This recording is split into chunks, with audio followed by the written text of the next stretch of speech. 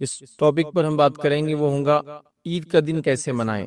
ویسے تو الحمدللہ عید کے تعلق سے بہت سارے میرے کلپس یا لیکچرز آلریڈی موجود ہیں، لیکن کوئی ایک ایسا لیکچر نہیں تھا جہاں پوری باتیں میں نے ایک ساتھ رکھی ہو، تو سوچا کیوں نہ انشاءاللہ عزیز یہ اچھا موقع ہے کہ ہم ساری باتوں کو ایک جگہ جمع کر کے عید کا دن ہم کیا کریں اس تعلق سے کچھ باتیں میں آپ کے سامنے رکھوں، چونکہ عموماً ہوتا عید آتی ہے ہر سال، اور جس طرح ہم جدیدیت کی طرف جا رہے ہیں، ماڈرنزم کی طرف جا رہے ہیں، اور جس طرح کے انٹرنیٹ کے دور میں خوشی اور غم منانے کے طریقے لوگوں نے اپنے ایجاد کر لیے ہیں، تو لہٰذا عید کو بھی جو ہے کیسے منائیں لوگوں کو اس کا آئیڈیا نہیں رہا۔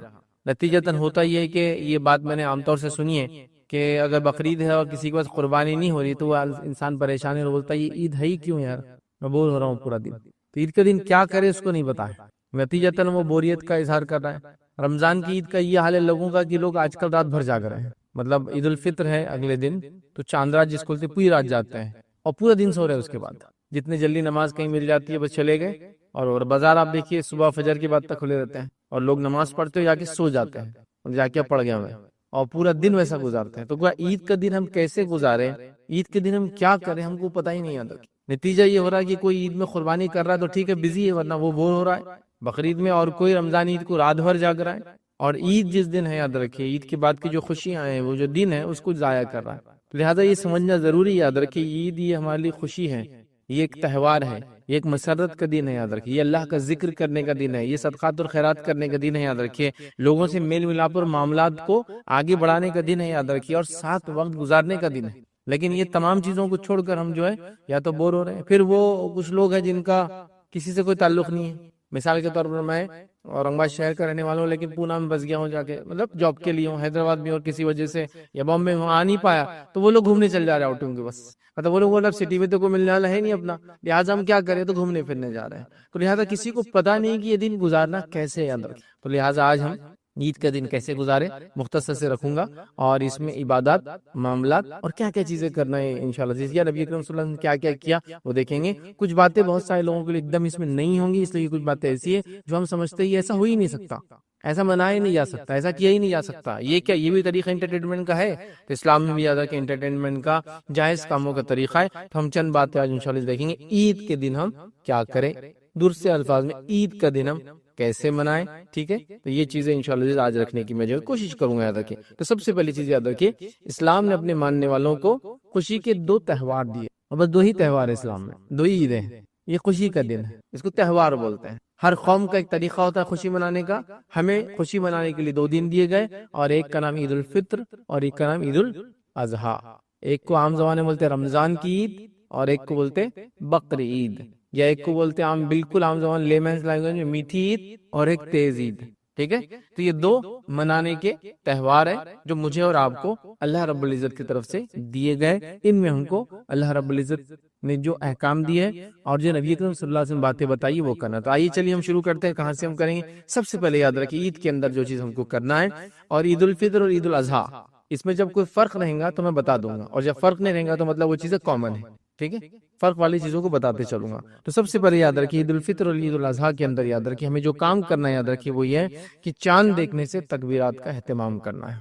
صحابہ جب عید الفطر کا چاند دیکھ لیتے تو تکبیرات کا اہتمام کرتے، مطلب اللہ کا ذکر بیان کرتے، اللہ کی بڑائی بیان کرتے، اور یہ کب تک کرتے؟ عید کی نماز تک کرتے، ٹھیک ہے۔ تو یہ کام مجھے اور آپ کو بھی کرنا ہے۔ اور اگر عید الاضحیٰ کی بات کریں جو اس میں فرق ہے وہ یہ کہ عید الاضحیٰ میں بھی آپ کو ذی الحجہ کی 9 تاریخ سے لے کر تو 13 تاریخ تک تکبیرات کہنا ہے۔ عید الفطر میں تکبیرات کا معاملہ ہوا چاند دیکھنے کے بعد سے شروع، ویسے رمضان کا مہینہ چل رہا ہے تو آپ نمازیں پڑھ رہے ہیں، روزے رکھ رہے ہیں، قیام اللیل وہ سب ہو ہی رہا ہے، تکبیرات اور بیان کریں، مطلب جو کثرت سے اللہ کا ذکر کیا رمضان میں اس کو کنٹینیو رکھ رہے ہیں تکبیرات کی شکل میں۔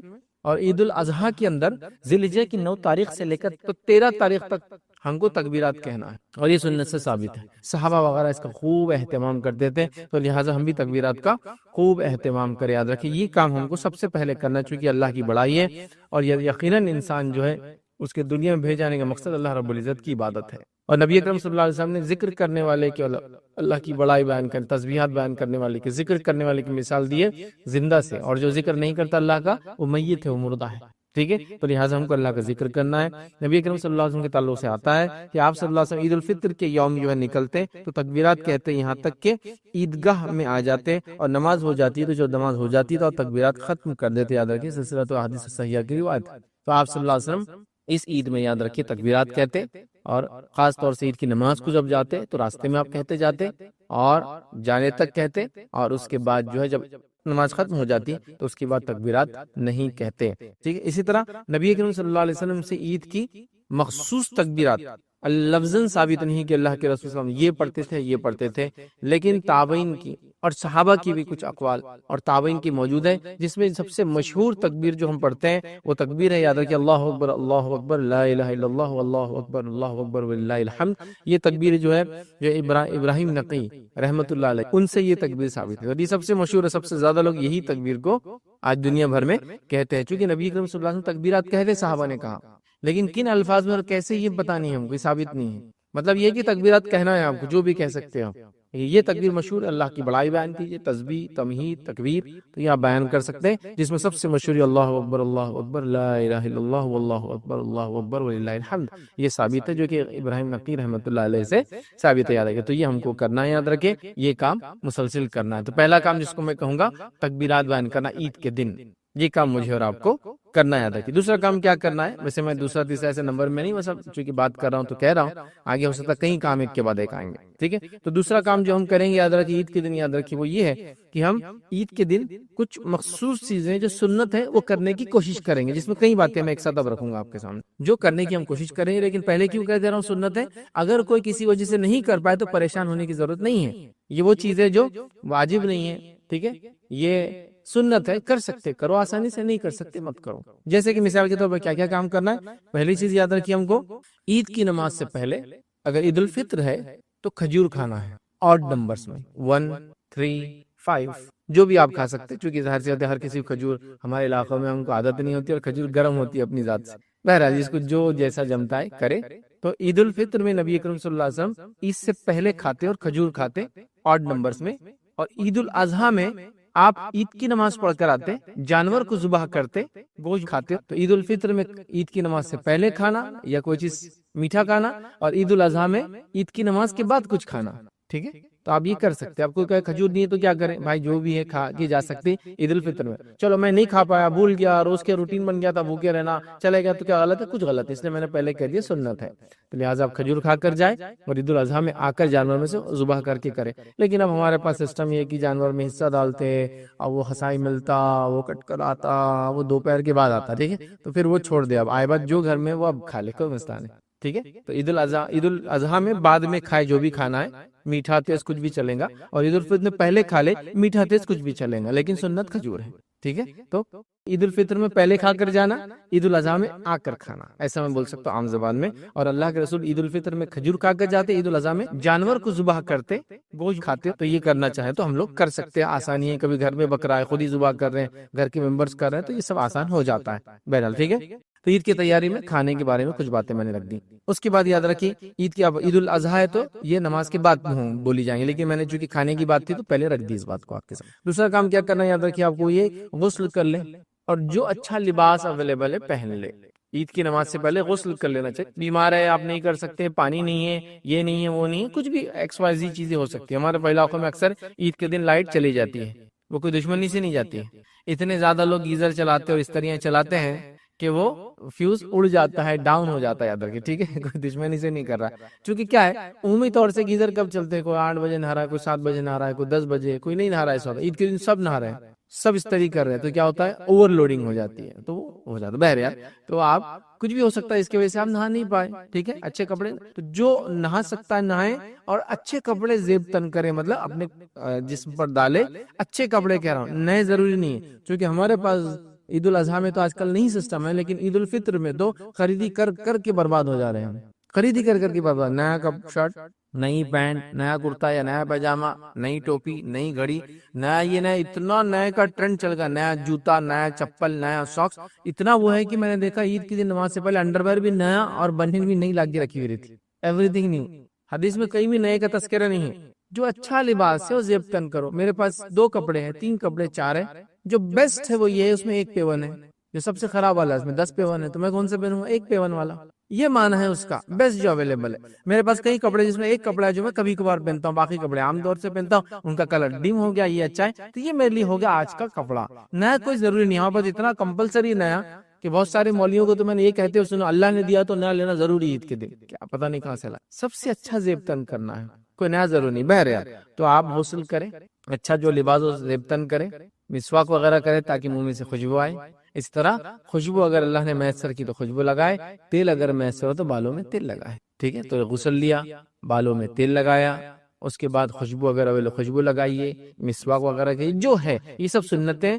کچھ بھی ایسا نہیں کہ آپ بولیں ارے میرے پاس تو خوشبو نہیں تو کیا میں عید کو جاؤں نہیں جاؤں، کمپلسری رات بھر پڑے ہوئے کا وہ خوشبو کی دکان کے باہر کی یہ خوشبو تو لے کے آنا ہے مجھے. یہ اتنا کوئی ہارڈ اینڈ فاسٹ چیزیں نہیں ہیں. ٹھیک ہے، تو بہرحال یہ سب کام آپ کو سنت عید سے عید کی تیاریوں میں آپ شامل کر سکتے ہیں. اسی طرح یاد رکھیے عید کے دن عیدگاہ پیدل جانا اور پیدل لانا یہ بھی سنت ہے، لیکن کوئی ضروری نہیں کہ آپ فالو کر پائے، کیونکہ آج کل شہروں کے حالات بڑے بڑے شہر ہو چکے ہیں اور عیدگاہیں بھی اتنی دور دور ہو چکی ہے کہ جس کو کبھی کبھار پاسبل نہیں ہوتا کہ آپ پیدل آئے اور پیدل جائے. یا آپ کی ایج، موسم اور سارے فیکٹرز کو آپ لے، لیکن اگر سہولت ہے تو پیدل جائیے اور پیدل آئیے. نبی کریم صلی اللہ علیہ وسلم خاص طور سے پیدل جاتے پیدل آتے، حالانکہ آپ نماز کو سواری پر بھی جایا آیا کرتے، عید کے دن نہیں کرتے ویسے. تو لہٰذا آپ کوشش کریں کہ پیدل جائے پیدل آئے. پیدل جانے اور پیدل آنے میں تکبیرات کا معاملہ یاد رکھیں، خاص طور سے آپ ادا کرتے رہیں. اس کے بعد پیدل جانے اور آنے میں یہ خاص خیال رکھیں کہ اللہ کے رسول صلی اللہ علیہ وسلم کے تعلق صحابہ فرماتے ہیں کہ آپ جاتے ایک راستے سے اور لوٹتے اس راستے سے پھر نہیں، مطلب دوسرے راستے سے لوٹتے. تو کوشش کریں کہ آپ ایک راستے سے جائیں اور ایک راستے سے واپس آئے. اب ایک مرتبہ دو چھوٹے بچے بات کر رہے تھے، میں نے سنا ایک کہہ رہا تھا میں مسجد تو اپنے گھر کے باہر بازو جی، بولے اب ہم جائیں گے کون سے راستے سے، آئیں گے کون سے راستے سے. تو دوسرا بولنے لگا میرے پاس ایک آئیڈیا ہے، بولے اپن ادھر سے جائیں گے ایسا بولے بازو سے اور واپس ایسا گھوم کے آئیں گے بولے دوسرے راستے سے. تو 2 راستے ہو جاتے. تو پہلے والے نے بولا میرے کو تھوڑا سا یہ ذرا لمبا دکھ رہا، بولے میں بھی بتاتا بولے ایک طریقہ جانے.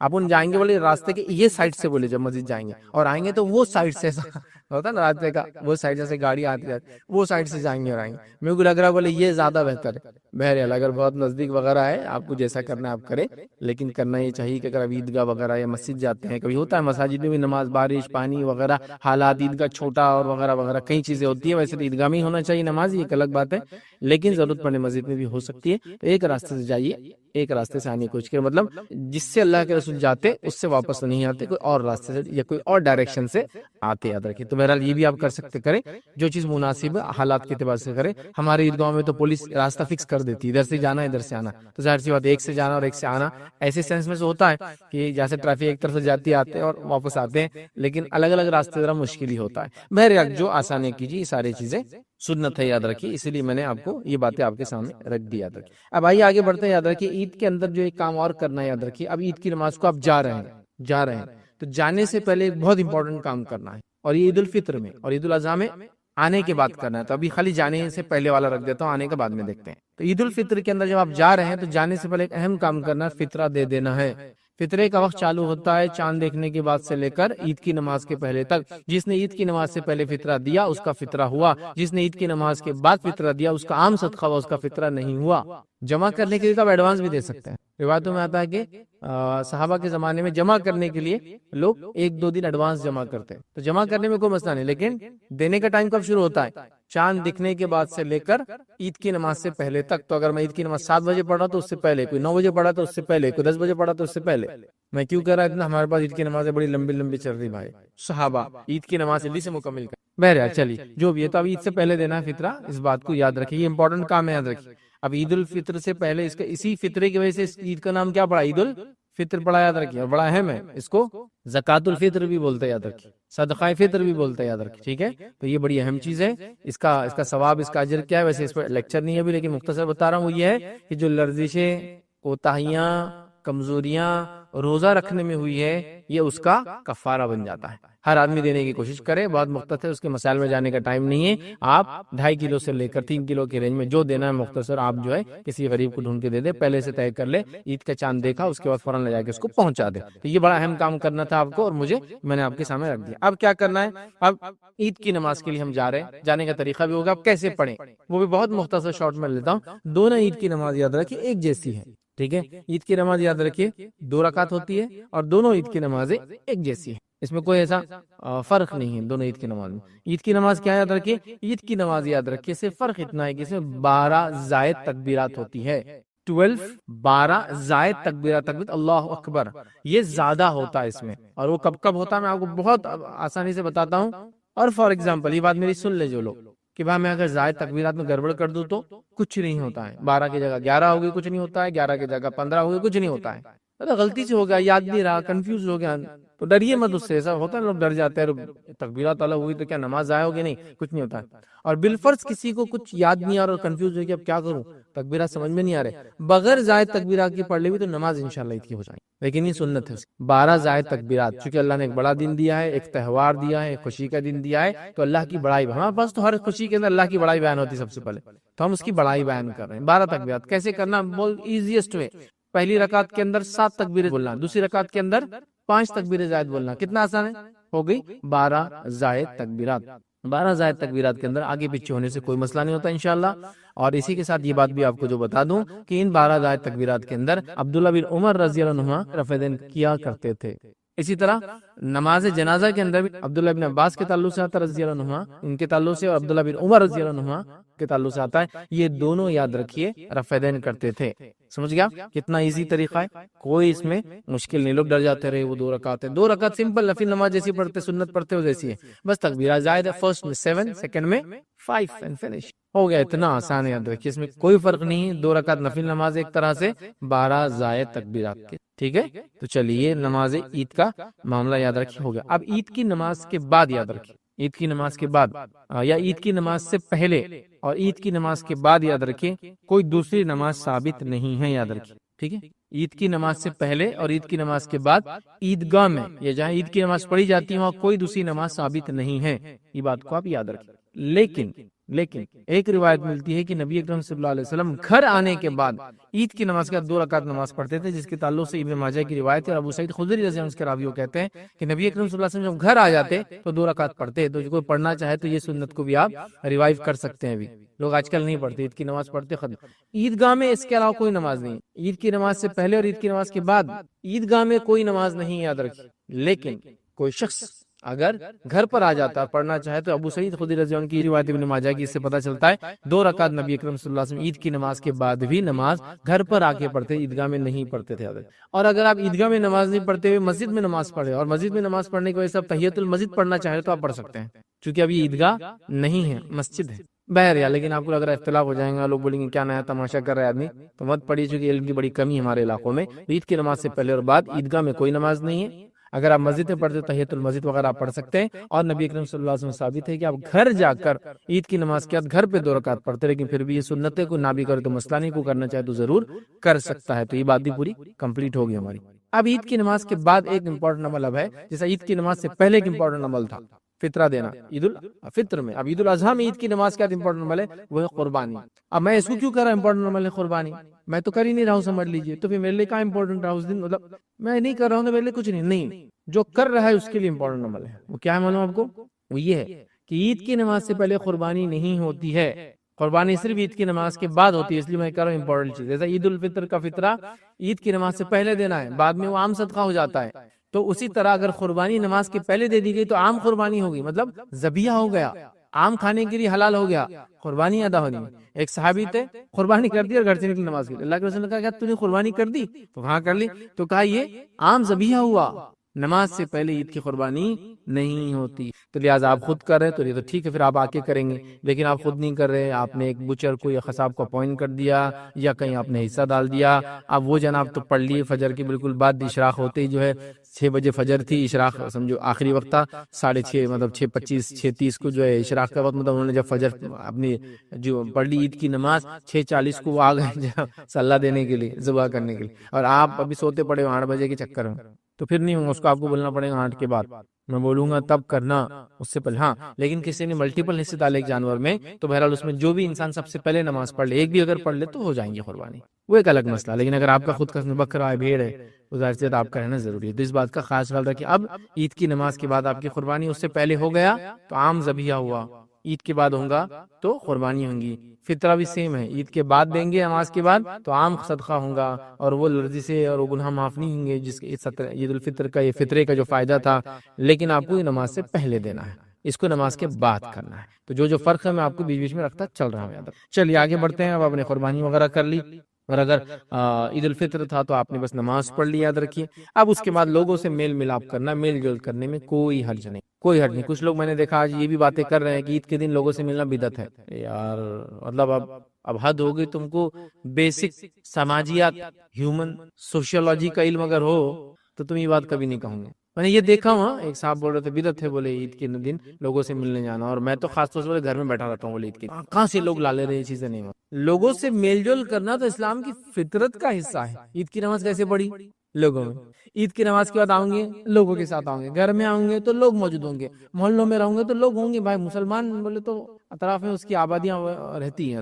اور اتنا لوگوں کو معلوم کہ مسلمان الحمدللہ یہ سوشل اتنا زیادہ سوسائٹی میں تو اتنے زیادہ اولادیں وغیرہ پیدا کرنے کی خواہش مند ہوتے ہیں. ان کا سماج, ان کی سوسائٹی ہمیشہ بڑی ہوتی ہے کہ یہاں تک کہ کچھ لوگوں نے گیمز بھی بنائے.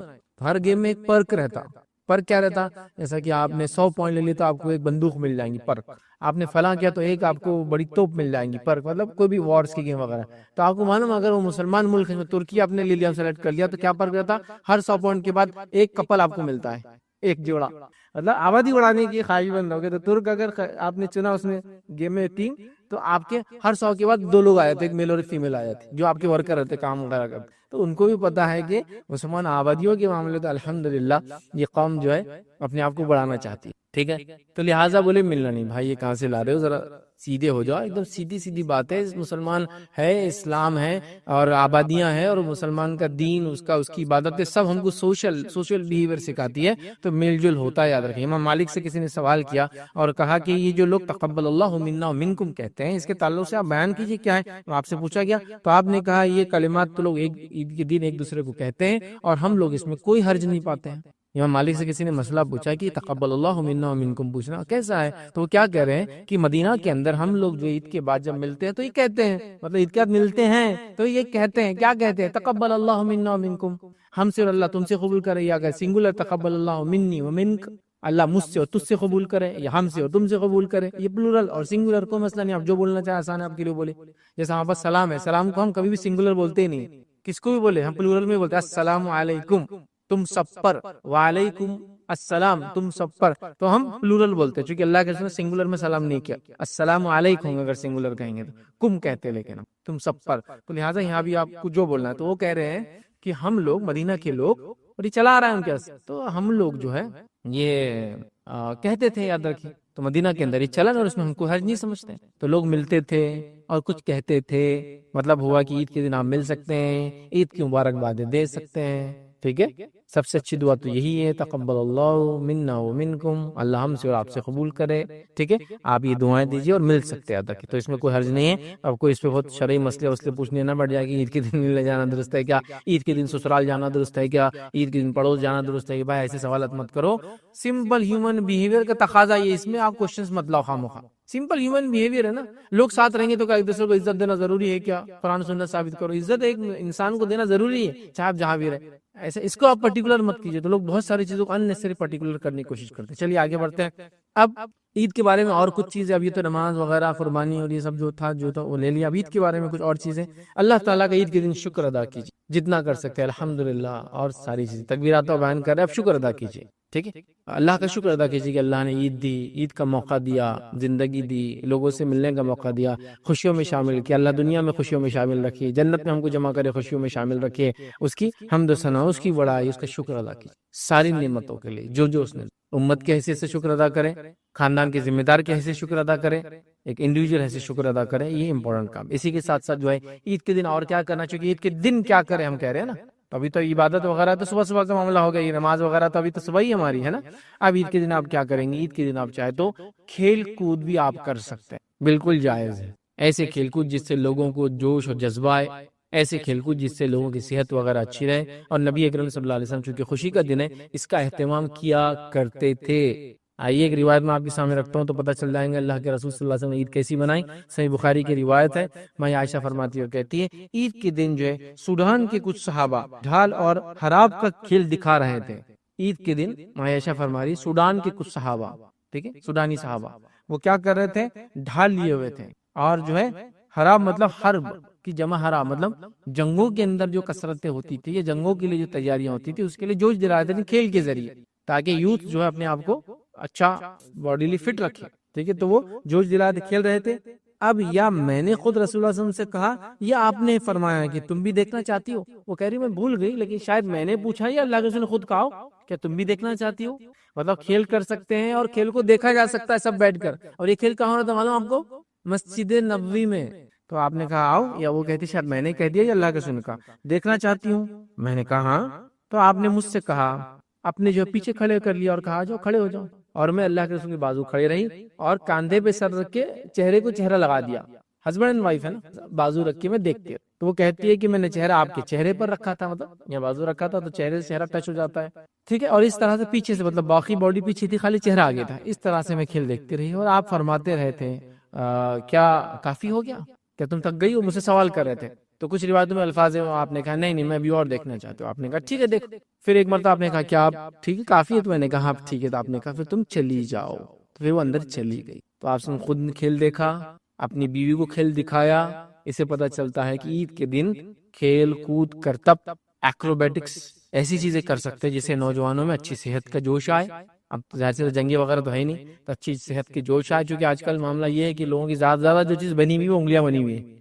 بہت اسٹرینتھ ہے اس کے اندر، ہے نا، انگلیوں کے علاوہ ہاتھ پر سب اتنے ہو گئے ہمارے، چونکہ اتنا معاملہ ڈرائیو مطلب بغیر پیروں کی محنت کی ہو گیا یا بغیر ہاتھ کی محنت کی ہو گیا، چیئر پہ بیٹھے ہیں تو راؤنڈ چیئر، چل رہے بھی تو خالی پیروں کو یوں کرے تو بھاگ رہی ہو آپ کو لے کر، گھومنا ہے تو اس پہ گھوم لے رہے، ہاں کھانا خریدنا ہے تو ڈرائیو تھرو پہ جا رہے، گاڑی جا رہی سامان لے رہے ہو کھڑکی میں جا کے دے دے رہا، حتیٰ کہ اے ٹی ایمز پہ ڈرائیو تھرو ہے ہمارے کچھ علاقوں میں، مطلب آپ کی کار چل جاتی لائن میں، پھر آپ جاتے اے ٹی ایم کے پاس مشین میں ڈالتے پیسے نکالتے، گاڑی میں رہتے ہیں باہر نہیں نکلتے، drive through A T Ms بولتے ہیں ان کو، ڈرائیو تھرو کھانے کی بھی آپ نے دیکھی، تو کچھ بھی کسرت نہیں ہو رہی بھائی، تو انگلیاں بن جا رہی ہے، اور پھر باقی آدھے سے نیچے اور جو ہے گھٹنے سے اوپر کا باڈی ڈیولپ ہو جا رہی ہے، یہ دیکھیے آپ پورے شولڈر سے پتلا، پیر گھٹنے سے نیچے پتلے، مانیاں بڑی ہو گئی، پیٹ بڑا ہو گیا، کیونکہ کیا بیٹھنے سے بھائی، ٹھیک ہے، تو یہ کرتب دکھائے، تو آج کے زمانے میں کہوں گا ایسے کرتب وغیرہ ہونا چاہیے، یہاں جنگوں کے لیے ابھارا جا رہا تھا، اب جنگیں نہیں ہیں لیکن اچھی صحت کے لیے ابھارا جا رہا، تو کھیل وغیرہ بھی ہو سکتے ہیں،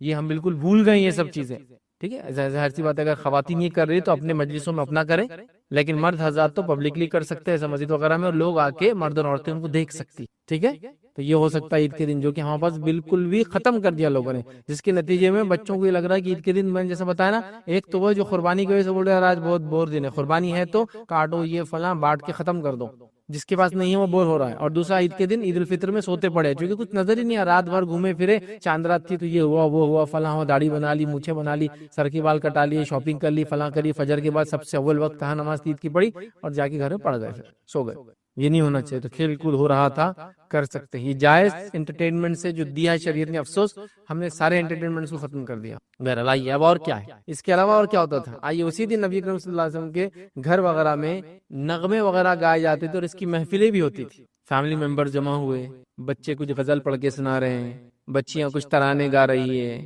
آپ اچھے اشعار پڑھ رہے ہیں، ایک دوسرے سے کوئی اچھی باتیں کہہ رہے ہیں، ایلوکویشن کمپٹیشن چل رہے ہیں گھر کے اندر، چلو کون اچھا بولتا آج کے دن کے بارے میں، ہوتا ہے نہیں، یہ سب کر سکتے ہیں، نغمے و ترانے کی محفلیں ہوئی، اور روایت کے الفاظ سنیے، یہ نبی اکرم صلی اللہ علیہ وسلم کے زمانے کی بات ہے، صحیح بخاری کی روایت ہے، اور آپ کے گھر کی بات ہے، یہ کوئی ناچ گانا رنگ رلیاں شراب نوشی برائی نہیں ہو رہی، لیکن یہ جائز حلال انٹرٹینمنٹ ہے، کیا ہو رہا تھا، میں عائشہ فرماتی اور کہتی ہے، روایت کے الفاظ ایسے ہیں کہ آپ سن کے گھر میں خود اہتمام ہوتا تو آپ فرماتی اور کہتی ہے ابوبکر تشریف لائے، نبی اکرم صلی اللہ علیہ وسلم گھر ہے، ماں عائشہ ابوبکر تشریف لائے، مطلب ان کے والد تشریف لائے، ٹھیک لائے، تو میرے پاس مطلب نبی کے گھر میں میرے پاس دو لڑکیاں وہ شعر گا رہی تھی جو انصار نے جنگ کے موقع پر کہے تھے، یہ لوگ تو شاعری لکھنا تو مطلب شعر شاعری تو عربوں کے لیے ایسی بات تھی نبی اکرم صلی اللہ علیہ زمانے میں کہ بیٹھے بیٹھے بنا دیتے تھے، اچھائی پہ برائی پہ خوشی پر غم پر اس پر اس پر، تو یہ کوئی جنگ ہوئی تھی تو اس میں کچھ اشعار بنائے تھے، تو یہ انصار کی دو لڑکیاں میرے گھر میں بیٹھ کر یہ اشعار گا رہی تھی، گیت گا رہی تھی، ترانہ گا رہی تھی، نظم پڑھ رہی تھی، اشعار کو نظم کی شکل میں پڑھ رہی تھی، عائشہ فرماتی ہے کہ گانے والیاں نہیں تھی، لیکن یہاں گانے والیاں بولے تو ایک تو بڑی عورتیں نہیں تھی یہ، اور پروفیشنل سنگرز نہیں تھے یہ، گانے والیاں نہیں تھی، بچیاں تھی چھوٹی چھوٹی، جس سے پتا چلا چھوٹی بچیوں کی آواز تو مرد بھی سن سکتے ہیں، کوئی مسئلہ نہیں، بڑی عورتیں تو میں نے اس لیے کہا وہ الگ اپنی مرضی سے جمائے، چھوٹی بچیوں کا مسئلہ نہیں، تو یہ کوئی پروفیشنل گانے والیاں یا عورتیں نہیں تھیں۔ ابوبکر نے فرمایا رسول اللہ صلی اللہ علیہ وسلم کے گھر میں یہ شیطانی باجے، اور یہ جو ہے عید کا دن ہے، بتا ابوبکر صدیق رضی اللہ عنہ ابھی مسئلے کا علم نہیں آپ کو، تو کیا کرے آتے ہی اللہ کے رسول کے گھر میں یہ شیطانی باجے اور یہ گانا وغیرہ تو آپ بولتے نا گیت سنگیت باجے باجے، لیکن وہ باجا ضروری نہیں اس میں ہوتا ہے، لیکن وہ ہو رہا ہے، تو آپ نے کہا کہ یہ شیطانی باجے اور عید کا دن تھا جو ہے، اور وہ بچیاں یاد ہے کہ دف بھی بجا رہی تھی، گیت بھی گا رہی تھی اور دف بھی بجا رہی تھی، تو میں ابوبکر صدیق نے کہا یہ اللہ کے رسول کا گھر اور یہ شیطانی باجے گاجے یہ سب ہو رہے۔ آخر رسول اللہ صلی اللہ علیہ وسلم کو یہ بات پتا چل گئی کہ ابوبکر ناراض ہو گئے اور لڑکیوں کی طرف جا رہے ہو کرے ان کو، تو نبی اکرم صلی اللہ علیہ وسلم نے کیا فرمایا سنی، تو جو ہے آخر رسول اللہ صلی اللہ علیہ وسلم ابوبکر سے فرمایا اے ابوبکر ہر قوم کی عید ہوتی ہے، آج ہماری عید کا دن ہے۔ ابوبکر صدیق ناراض ہو گئے، یہ تو شیطانی عمل ہے دب جو بجا رہی بچیاں، اور آپ روکنے کے لیے گئے، اللہ کے رسول کیا فرمایا ابوبکر ہر کسی کی عید ہوتی ہے، یہ آج ہماری عید کا دن ہے، مطلب کرنے دو ان کو ترانے جو بچیاں گا رہی ہیں، عورتیں نہیں تھی پھر کہہ رہا ہوں، عورتیں اگر گا رہی ہے تو ان کی آواز سے بڑے نہیں سن سکتا، گھر کے اندر گائے ہو، بچیوں کی آواز کوئی بھی سن سکتا ہے، تو گویا مرد کرتب دکھا رہے تھے، ہاں ایکروبیٹکس کر رہے تھے، مرد اور عورتوں نے دیکھا مسجد کے اندر، یہاں چھوٹی بچیاں گا رہی ہے اور مرد اور عورتیں دونوں سن رہی ہیں اس کو، ٹھیک ہے، تو لہٰذا یہ ہو سکتا ہے، تو آج ہو رہا ہے کہ ہمارے گھر میں بچیوں کو اشعاری کہاں تھے جو ہوں گا یہ سب، بچوں کو آنا چاہیے نا، کچھ انگلش میڈیم سے پڑھاتے ہیں، انگلش کو جو ان کی ڈھنگ کی آتی نہیں، ان کو بیچاروں کو بیسک ریڈنگ ہی نہیں آتی ہے، تو یہ پوئمز ویمز کہاں سے پڑھیں گے وہ انگلش میں، اب جو مادری زبان ہوتی ہے اس میں آدمی ترانے گاتا ہے، اس میں گیت گاتا ہے وغیرہ، بہت آسان ہے،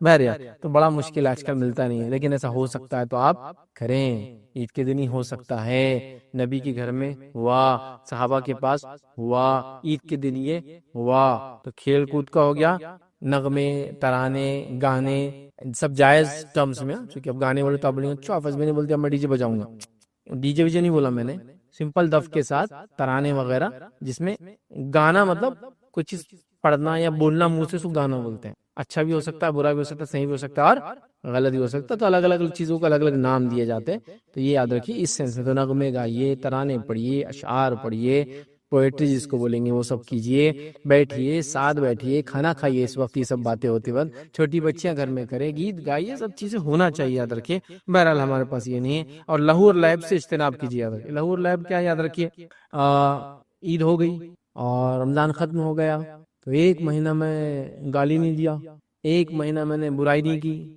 ایک مہینے میں نے فلم نہیں دیکھی، ایک مہینے میں نے داڑھی نہیں کاٹی، ایک مہینے میں نظر نہیں اٹھائی، اب سب پہلے دن ہی کرنا ہے، پورے 30 دن کا کوٹا اب فرسٹ ڈے کرنا ہے، یہ ہو رہا لہو لعب، یہ کامن ہے بس، یہ ایسے لوگوں کی مثال جو رمضان کے پورا ایک مہینہ احتیاط کرتے، اور رمضان کی عید کے دن آپ کو کتنا عید کے دن نئی فلمیں ریلیز ہوتی، پتا آپ کو اس ملک میں ہمارے کیوں ریلیز ہوتی، کیونکہ بیوقوف قوم نے جا کے دیکھنا ہی ہے نا، اب ادھر اتنے نیکی کرے تو اب گناہ بھی تو کرنا پڑیں گے نا اتنی نیکی کے بعد، تو عید کے دن فلم ریلیز ہو رہی ہے، عید کے دن ہر برائی ہو رہی ہے، عید کے دن تو عید کی رات حجام جو ان کے ہاتھا برباد ہو جا رہے ہیں، سب کو داڑیاں کٹانا جس نے ایک مہینہ رکھی، یہ سب ہو رہا ہے نہیں ہو رہا ہے، تو بہرحال عید کو جو ہے لہو اور لہب سے اجتناب کی، برباد مت کیجیے، ورنہ ایسی مثال ہو جائیں، کسی ایک شخص نے بڑی اچھی مثال دی تھی، ایک انسان تھا، اس کے پاس ایک گھوڑا تھا، گھوڑے کو گندی عادت تھی، کچھ جانوروں کو ہو جاتی گندی عادت، گندی عادت کیا تھی، اپنا پیشاب کرتا تھا پلٹ کے سونگتا تھا، اب اس سے کیا ہوتا معلوم، آدمی کو جانا سواری کرنا، پیشاب آیا، اس کو پیشاب کرا، پھر گھوم کے سونگتے کھڑا ہوا، کتنا مشکل ہوتا، بری عادت بھی تھی، تو اس کے جو مالک کے ساتھ ایک دوسرا آدمی پر ٹریول کر رہا تھا، اس نے دیکھا یہ گندی عادت، تو کہا یہ کیا گندی عادت تیرے گھوڑے کو،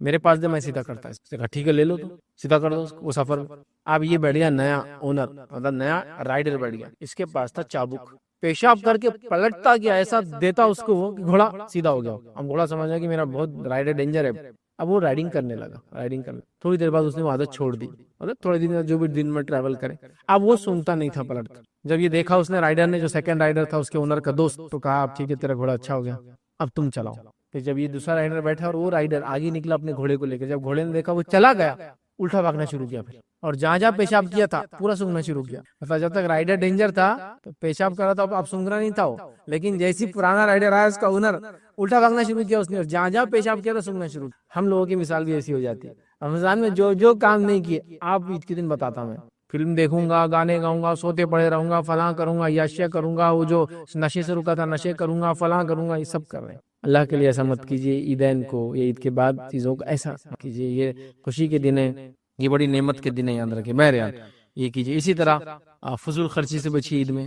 فضول خرچی بڑی ہوتی ہے ہمارے پاس، مت کیجیے، سادہ رہیے. ہاں جہاں ضرورت مند ہے ان پہ خوب خرچ کیجیے، الگ بات ہے، لیکن فضول خرچی سے اجتناب کیجیے. ٹھیک ہے. اسی طرح عید کے موقع کو ایک اچھا موقع بنا لیجیے اپنے ناراض بھائیوں سے رشتے جوڑنے کا، ہے نا. ناراض بھائی سے رشتے جوڑنا کیا ہے؟ بڑے بھائی سے تھوڑا اختلاف تھا، عید کا دن موقع ہے، معافی مانگ لے، مل لے. چلو معافی نہیں مانگنا، اختلاف نہیں ختم، مل تو لو یار، جا کر فائدے ہوتے ہیں. اور یہ بات بھی میری یاد رکھو، جب کوئی آدمی دوسرے کے بارے میں کینہ رکھتا ہے اپنے دل کے اندر، تو اس کی جو ہر جمعرات کو حساب کتاب ہوتا ہے اور مغفرتیں ہوتی ہے لوگوں کی، اس کا حساب اوپر نہیں جاتا ہے. یہ بولا جاتا ہے کہ اگلی بار کے لیے چھوڑ دو، اس کا مت کرو جو کینہ ہے اس کے در. 15 شعبان کو اللہ رب العزت سب کی مغفرت کرتا ہے سوائے مشرک کے اور کینہ پرور کے. معلوم آپ کو یہ فضیلت ہے اس رات کی، منانا نہیں ہے لیکن فضیلت ہے اس کی. کینہ پرور اور مشرک کی مغفرت نہیں کرتا. کینہ جس میں دل میں کچھ ہے اس کو کہتا ہے چھوڑ دو اس کا معاملہ، بعد میں دیکھیں گے. جب تک کینہ ختم نہیں ہوتا لیٹ اٹ بی، چھوڑ دو اس کا معاملہ. مطلب مجہول، بیچ میں لٹک جاتا آپ کا معاملہ، تو کیوں کر رہے ایسی چیزیں؟ تو یہ عید اچھا موقع ہے. عید کے دن میٹھا بھیج دیا، عید کے دن کوئی چیز بھیج دی، عید کے دن ملنے چلے گئے، یوں ہی صحیح لیکن چلے گئے ملنے. ہوتا ہے نا، بیوی آ گیا اگر آپ ٹیڑھا ٹیڑھا چل رہے، میرے کو سیدھا ملنا نہیں ہے بھائی، آیا کیا کھولا کیا، گھر میں بھی ایسا چل ایسے ہی صحیح جا کے آ بھائی. شروعات تو ابھی ٹیڑھا رہیں گا، بعد میں سیدھا ہو ہی جائیں گا، کچھ نہ کچھ اچھی بات نکل ہی جائیں گی. رشتے ملانے کا، پڑوسی سے اختلاف ہے، رشتے بنا لیجئے، عید کا دن ہے. لوگ بہت ساری باتیں چھوڑ بھی بھول جاتے ہیں مطلب عید کا دن.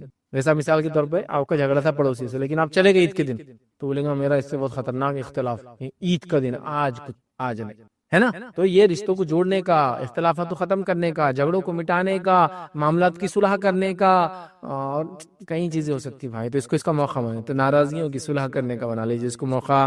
عید ہے تو ہو جاتی ہے ساری چیزیں، یاد رکھیے. عید کی خوشی میں غریبوں کو خاص یاد رکھیے، فطرے کی شکل میں یاد رکھیے. عید الاضحیٰ ہے تو گوشت کی شکل میں یاد رکھیے. ان کی اپنی خوشیوں میں ان کی خوشیاں باقی رہے، اس کے لیے کچھ نہ کچھ اہتمام کرے کہ کم از کم عید کے دن وہ کھائے اور پیے اور خوش رہے. تو آپ یہ بھی کر سکتے ہیں کہ عید کے دن اپنے آپ کو، اپنے بچوں کو لے کے کسی علاقے میں جائیں جہاں غریب لوگ، اور اللہ نے آپ کو بہت مال و دولت دی ہے، ان غریبوں کے ساتھ بیٹھیے، کھائیے، پیجیے، انجوائے کیجیے، تاکہ وہ بھی انجوائے کریں، آپ بھی انجوائے کریں. یہ بھی ہو سکتا ہے. ہوتا ہے نا، ایک آدمی کسی سماج کے ایسے سٹیٹس لیول پر ہوتا ہے، پیسے کے ریل پیل، گاڑیوں کے ریل پیل، نوکر چاکر کی ریل پیل، دن رات 365 دن لوگوں سے ملاقاتیں ہو رہی، بڑے سے بڑے لوگ. اب وہ چاہتا ہے کہ عید تھوڑی سمپل رہے میری، تو جائیے غریبوں میں منائیے، سمجھے، انجوائے کیجیے. آپ کے غریب دوستوں کو انوائٹ کیجیے، چلیے آپ جا نہیں سکتے انوائٹ کیجیے. تو اس کو ایک لوگوں کے جس کو کہتے ہیں خوشیوں میں غریبوں کو ضرور یاد رکھیں، اپنی عید کی یاد رکھیں.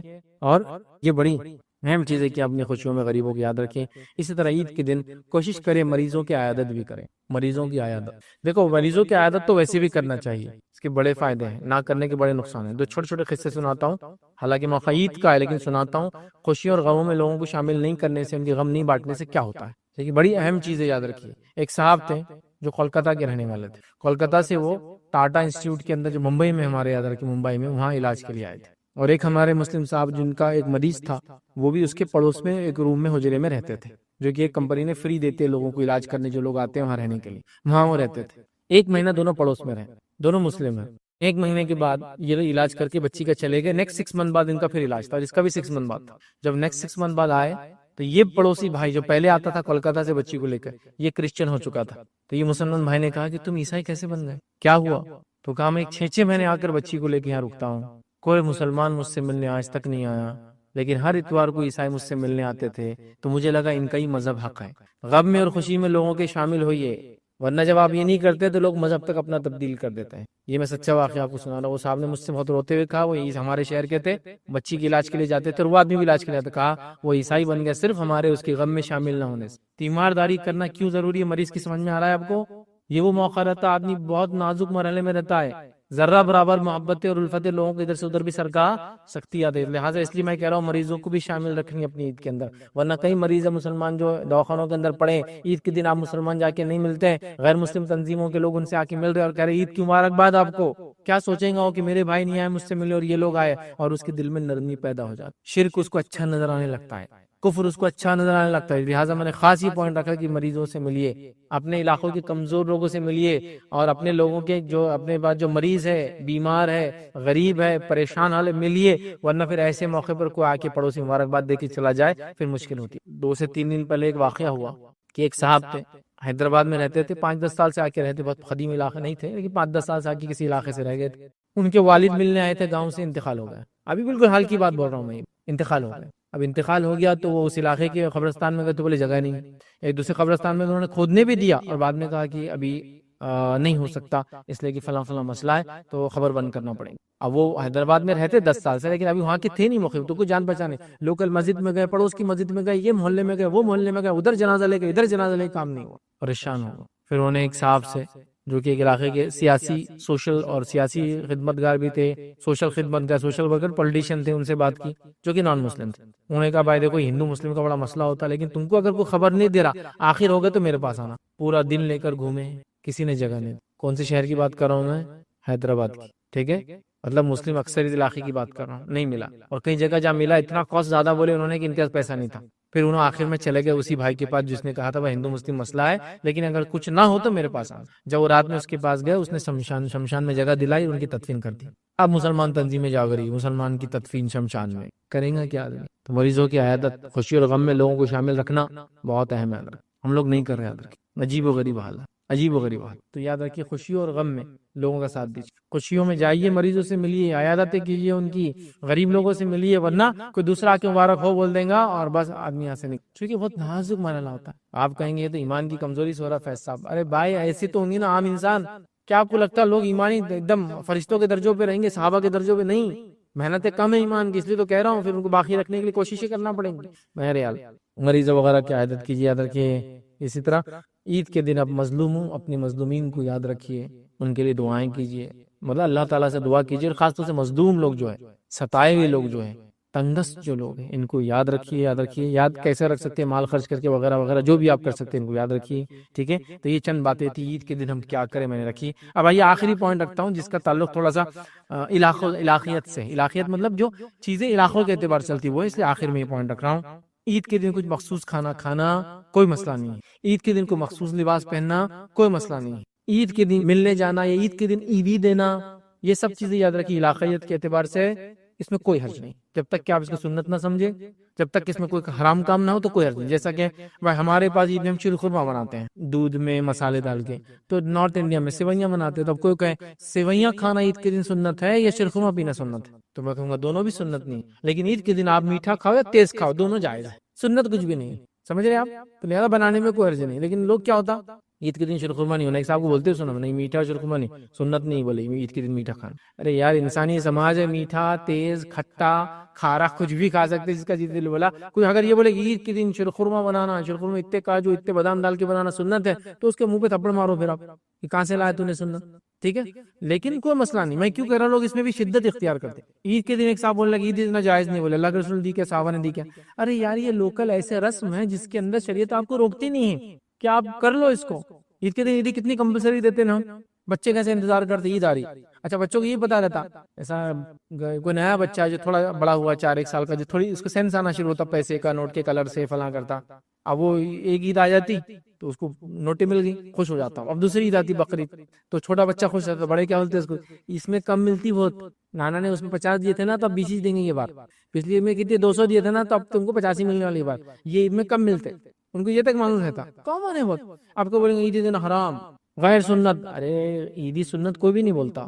یہ ایسا رسم ہے جس کے منا لینے میں کوئی حرج نہیں. اب بہت سارے علاقوں میں لوگ خوشی میں کچھ دیتے ہیں.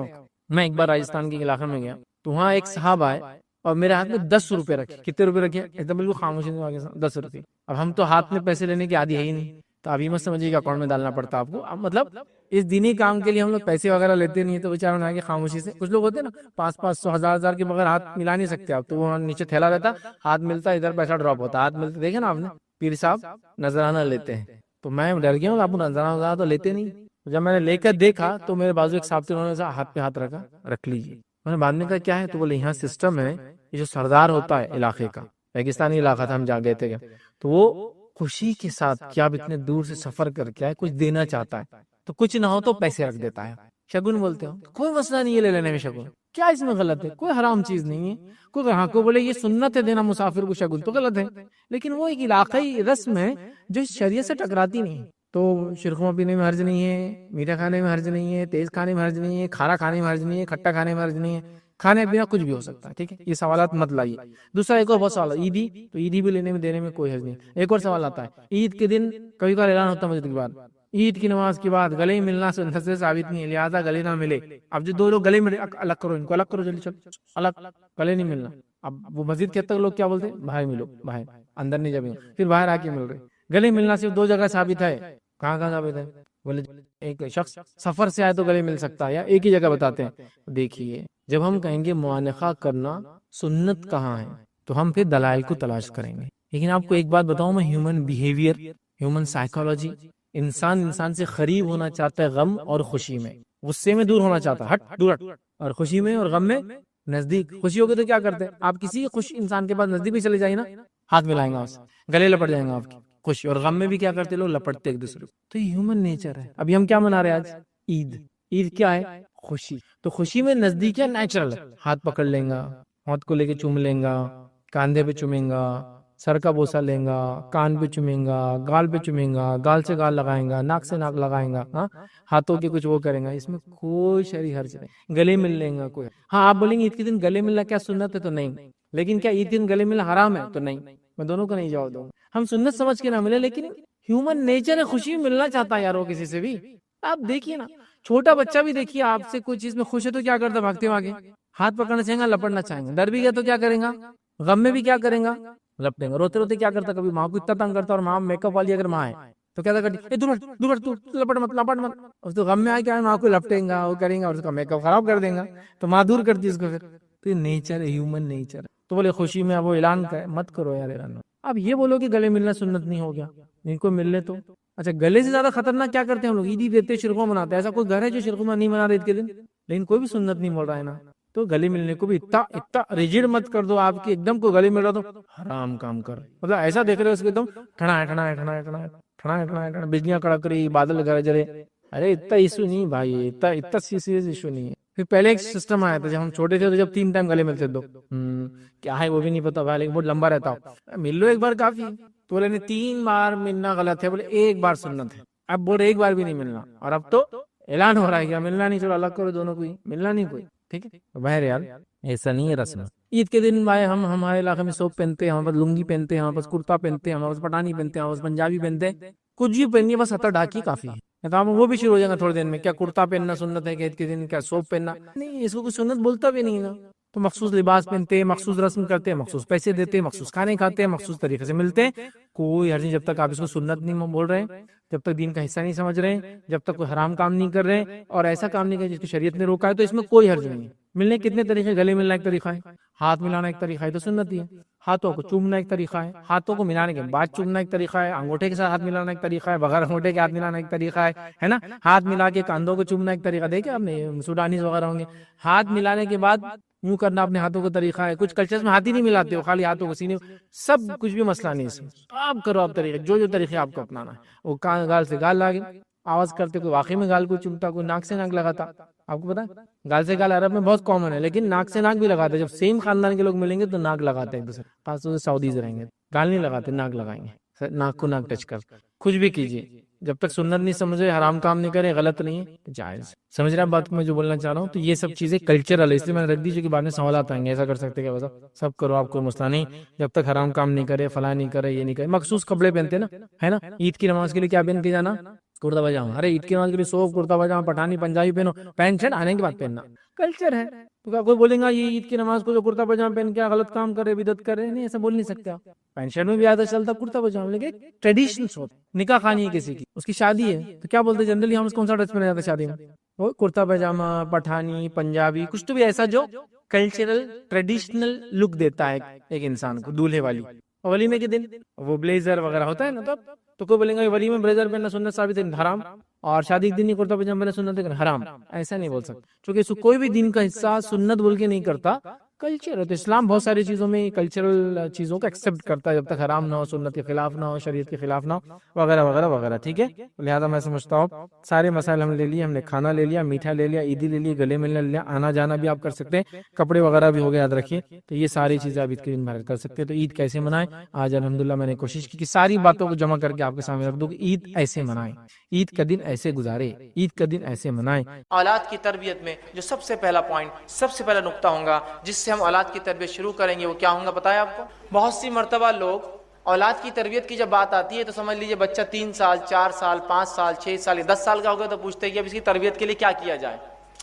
اولاد کی تربیت کا پہلا مرحلہ اولاد کی پیدائش کے بعد نہیں شروع ہوتا ہے. اولاد کی تربیت کا پہلا مرحلہ اس کے لیے صحیح ماں کے انتخاب سے شروع ہوتا ہے. اسلام میں اولاد کی تربیت پیدائش کی بات فکر نہیں ہوتی ہے. اس کے پیدا ہونے سے پہلے اس کے لیے صحیح ماں کا انتظام وہاں سے ہوتی ہے شروع. یاد رکھیے. تو سب سے پہلے نیک بیوی کی تلاش یا نیک بہو کی تلاش. گھر کا اگر ذمہ دار ڈھونڈ رہا ہے تو نیک بہو کی تلاش کریں گا. خود فرد انسان ڈھونڈ رہا ہے تو وہ نیک بیوی کی تلاش کریں گا. سب سے پہلا کام اولاد کی تربیت میں اس کا حق ہے. عمر ابن خطاب رضی اللہ عنہ کے پاس ایک مرتبہ ایک نوجوان کا واقعہ ہوا کہ اس کے والد نے اس نوجوان کو کھینچ کر عمر ابن خطاب رضی اللہ عنہ کے پاس اور کہا امیر المومنین میرا بیٹا میرے حقوق نہیں دیتا, میرے ادھیکار میرے رائٹس نہیں دیتا ہے, نصیحت کیجئے, واعظ کیجئے, اسے سمجھائیے. امیر المومنین کچھ بولنے سے پہلے اس لڑکے نے کہا امیر المومنین 1 منٹ رکیے, ذرا رکیے, پہلے یہ بتائیے میرے والد کے مجھ پر کیا حق ہے, اس سے پہلے یہ بتائیے میرے کیا حق تھے میری والد پر. اور سوال فطری تھا, پہلے اولاد تو بعد میں آتی ہے تو ظاہر ہے تو اس کے پہلے حق ہوتے, جب بڑی ہوتی تو والدین کے دیتی ہے. تو امیر المومنین نے کہا اولاد کا پہلا حق یہ ہے کہ اس کے لیے نیک ماں کی تلاش کی جائے, دوسرا حق یہ ہے کہ اس کا اچھا سا نام رکھا جائے, تیسرا حق یہ ہے کہ اس کی صحیح سے تربیت کی جائے, پڑھایا اور لکھایا جائے. تو اس لڑکے نے کہا امیر المومنین جو میرا والد میری کمپلین لے کر آیا, شکایت لے کر آیا ہے, سب سے پہلے اس نے میرے نیک ماں کا انتخاب نہیں کیا, ایک مجوسیہ سے اس نے شادی کی. دوسرا میرا نام جو میرا حق تھا دوسرا کی اچھا رکھے, میرا نام گبریلا رکھ دیا. گبریلا سمجھتے ہیں, وہ گوبر کے اندر کیڑا ہوتا ہے ایک بڑا کالا, وہ گوبر جمع کرتا رہتا ہے. میرا نام صحیح نہیں رکھا اور میری تعلیم اور تربیت میں اس نے جو ہے کوئی محنت اور مشقت نہیں. تب امیر المومنین عمر ابن خطاب رضی اللہ عنہ نے جو ہے فرمایا اور کہا کہ تم اپنی اولاد کا حق نہیں دیتے ہو اور اولاد بڑی ہونے کے بعد جب تمہارے حق نہیں دیتی ہے تو مجھ سے آ کے حقوق مانگتے ہو اس کے. سمجھ رہے بات کو؟ تو اولاد کا پہلا حق شروع ہوتا ہے, تربیت کا پہلا مرحلہ, فرسٹ سٹیج اس کی پیدائش کی بات سے نہیں. اس بات کو خاص دھیان دے, وہ ہے نکاح کے لیے صحیح لڑکی کا انتخاب, صحیح لڑکے کا انتخاب, صحیح بہو کا انتخاب, صحیح داماد کے انتخاب سے شروع ہوتا ہے. اس لیے کہ ایک دیندار لڑکی ہی اپنے اولاد کو دین سکھائیں گی, ایک دیندار باپ ہی جو ہے, لڑکا جو باپ بنے گا وہی اپنے بچوں کو دین کی تعلیم دے گا. اب یہ مرحلے کو چھوڑ کر آپ کہیں گے آپ کیسے ہمارے بچوں کی تربیت کریں, تو آپ اگر پہلی سٹیپ میں گر جائیں گے تو باقی کا کیا ہوگا. دینداری کو اپنے نکاح میں ترجیح دیجیے. ہم کہاں دینداری کو اپنے نکاحوں میں آج ترجیح دے رہے ہیں؟ تمام چیز دنیا داری والا معاملہ ہوتا ہے. لڑکی پسند کرنا ہے دنیا داری, لڑکا پسند کرنا ہے دنیا داری. دینداری کو سب سے پہلے ترجیح دیجیے. اور نبی اکرم صلی اللہ علیہ وسلم نے اس بات کی وضاحت کر فرمایا لوگ عورتوں سے 4 چیزوں کی وجہ سے نکاح کرتے ہیں. متفق علیہ روایت ہے, صحیح بخاری اور صحیح مسلم. لوگ عورتوں سے 4 چیزوں کی وجہ سے نکاح کرتے ہیں. پہلا ولی مالیہا, اس کے مال کو دیکھ کر لوگ نکاح کرتے ہیں. دوسرا ولی جمالیہا, اس کی خوبصورتی کو دیکھ کر لوگ نکاح کرتے ہیں. ولی حسبیہا, اس کے ننیال اور ددیال خاندان کو دیکھ کر نکاح کرتے ہیں. ولی دینہا, اور چوتھی چیز دنیا کے اعتبار سے لوگ کیا کرتے ہیں, آخری میں چوتھی چیز دینداری دیکھ کر جو نکاح کرتے ہیں. اے مسلمان نوجوانوں, تمہارے ہاتھ مٹی لگو, تم دینداری کو لازم جانو نکاح میں. دینداری سب سے افضل ہے نکاح میں, یاد رکھیے. آج دینداری کو ہم کوئی ترجیح نہیں دے رہے, یاد رکھیے, جس کے نتیجے میں اولاد کی تربیت پھر کہاں سے ہونے والی ہے. نبی اکرم صلی اللہ علیہ وسلم نے کتنی پیاری بات کی حدیث کے اندر, اور آپ نے فرمایا, صحیح مسلم کی روایت ہے, الدنیا کلھا متاع, دنیا جمع کرنے کی چیز ہے. وخیر متاع الدنیا المرأۃ الصالحہ, اور اس میں سب سے بہترین سامان یا چیز جو ایک انسان کو مل جاتی ہے وہ نیک بیوی ہے. اس سے بہترین کوئی چیز نہیں ہے دنیا میں نیک بیوی سے. تو سب سے پہلا کام اولاد کی تربیت میں کیا کرنا ہوگا, نیک بیوی کا انتخاب, نیک شوہر کا انتخاب, نیک بہو کا انتخاب, نیک داماد کا انتخاب. اب جب 2 نیک لوگ ملیں گے تو نسلیں نیک ہوں گی, جب 2 بد لوگ ملیں گے تو نسلیں بری ہوں گی. یہ اللہ کا فضل ہے کہ اس امت کو نکاح کی اس نے اجازت دی, بلکہ حکم دیا. ورنہ دیگر قوموں میں یہ ہوتا ہے, نیک لوگ شادی نہیں کرتے اور ان کی نسلیں کم ہوتی ہیں, برے لوگ نکاح کرتے ہیں اور وہ بڑھتے جاتے ہیں. ایک انسان نیک بن گیا, اب وہ شادی نہیں کر سکتا. اسلام میں ایک انسان نیک ہے, نکاح کر سکتا ہے, تو ظاہر سی بات ہے نیک لوگ آگے بڑھیں گے. ورنہ دوسری قوم میں نیک لوگ ختم ہو جاتے ہیں اور برے لوگ بڑھتے جاتے ہیں. تو بہرحال سب سے پہلا مرحلہ جہاں سے تربیت کی ابتدا سٹارٹ ہوں گی وہ مرحلہ ہے, وہ ماں کے انتخاب سے شروع ہوتا ہے. اس کو سب سے پہلے ہم دھیان دیں. دوسری چیز جو دوسرا اسٹیپ رہے گا ہمارا اولاد کی تربیت میں, وہ یہ ہے کہ جب نکاح ہو جائے جو دینداری کی بنیاد پر ہو, اس کے بعد والدین نیک اولاد کی اللہ سے دعا کرے، اس کا بھی بڑا تاثیر اور اثر ہوتا ہے۔ کس چیز کی دعا کرے؟ نیک اولاد کی والدین اللہ سے دعا کرے۔ افسوس کی بات یہ ہے بہت سے لوگ نکاح کرتے ہیں لیکن کبھی نیک اولاد کی دعا نہیں کرتے ہیں۔ نیک اولاد کی دعا کرنا یہ انبیاء علیہ الصلوۃ والسلام کی سنت ہے نکاح کے بعد، لیکن آج ہم دعائیں نہیں کرتے ہیں۔ تو یہ بڑا اہم عمل ان کی تربیت کا حصہ ہے، یہ ابھی دنیا میں آئے نہیں ہے لیکن یہیں سے شروع ہوتی ہے تربیت ان کی، کہ نیک جو ہے اولاد کی جو ہے دعا کریں۔ ہمارے پاس تو عام طور سے یہ ہوتا ہے کہ اگر نکاح کے بعد اولاد نہ ہو تو لوگ مختلف قسم کے شرک اور بدعت میں لگ جاتے ہیں۔ ایک تو یہ پارٹ ہے، اگر اولاد نہ ہو تو مختلف قسم کے شرک اور بدعت میں لگ جاتے ہیں۔ اندازہ لگائیے جو اولاد شرک اور بدعت کے بنیاد پر وجود میں آئیں گی وہ اولاد کہاں سے اللہ کی توحید پر چلنے والی ہوں، شرک اور بدعت میں لگ جاتے ہیں۔ اور دوسرا ایک عجیب حال رہتا ہے اس امت کا کہ جب کسی کا نکاح ہو جاتا ہے بس ہر تھوڑے دن کو گڈ نیوز کب ہے، گڈ نیوز کب ہے۔ اب وہ بیچاروں کی کیا پلاننگ ہے، ان کی کیا مصیبتیں ہیں، ان کی کیا پریشانیاں ہیں، سب کو گڈ نیوز ہی چاہیے بس، اور ہر کوئی دوسرے سے گڈ نیوز کب ہے، گڈ نیوز کب ہے، اور وہ پریشان بیچارے آپس میں کہ ہم تو کوشش کر رہے ہیں بھائی لیکن اللہ نہیں اولاد دے رہا تو اب ہم کیا کریں، اور ذہنی طور سے وہ پریشان ہو جاتے ہیں۔ تو یہ سب سے پہلے اس نہیں بلکہ یہ دعا کرے کہ اللہ نیک اولاد عطا فرما۔ اچھا، اولاد کی نیکی کی دعا تو نہیں ہوتی ہے، جو کچھ دعا ہوتی ہے کیا ہوتی ہے ہمارے پاس؟ نکاح ہو گیا کسی کا، بوڑھی عورتیں ہوتی ہے گھروں میں، وہ دعا دیتی ہے اللہ تم کو چاند سا بیٹا دے۔ کیسا بیٹا چاہیے ہونا بھی؟ تو چاند سا۔ اگر میں کہتا ہوں اللہ نے واقعی میں دعا سن لی تو ایک تو گول صورت کا پیدا ہوں گا، اور اتنا چمکدار کوئی انسان ہوگا تو کوئی پسند کرے گا اس کو، دھبے والا اور ایک دم چمکدار، اور وہ بھی چاند سا۔ کیا چاہیے؟ بیٹا ہی چاہیے، ہے نہیں ہے یہ بات عام؟ دعا کیا کرنی چاہیے اولاد کے لیے؟ کیسی اولاد کی دعا کرنی چاہیے؟ آئیے وہ دعا ہم دیکھتے ہیں۔ سورہ صافات سورہ نمبر 37 آیت نمبر 100 میں اللہ رب العزت فرماتا ہے، اور ابراہیم علیہ الصلوۃ والسلام نے جب دوسرا نکاح کیا، چونکہ آپ کو پہلی بیوی سے اولاد نہیں تھی، تو دعا کی اور فرمایا ربی حب لی من الصالحین، اے اللہ نیک اولاد عطا فرما۔ یہ ہے دعا۔ لڑکا ہو، لڑکی ہو، گورا ہو، ٹھیک ہے، یا کالا ہو، جو ہے جس طرح سے ہو، صحت مند ہو، بیمار ہو، لیکن نیک ہونا اللہ اصل ہے۔ یہ صالح اولاد عطا فرما، صالح اولاد کی دعا کیجیے، نیک اولاد کی دعا کیجیے، اس لیے کہ بہت سی بار اولادیں تو جو ہے ہو سکتا ہے جیسی دعا کری چاند جیسا بڑی خوبصورت ہو جائے، لیکن اگر اس میں گن نہ ہو اچھے تو کیا فائدہ۔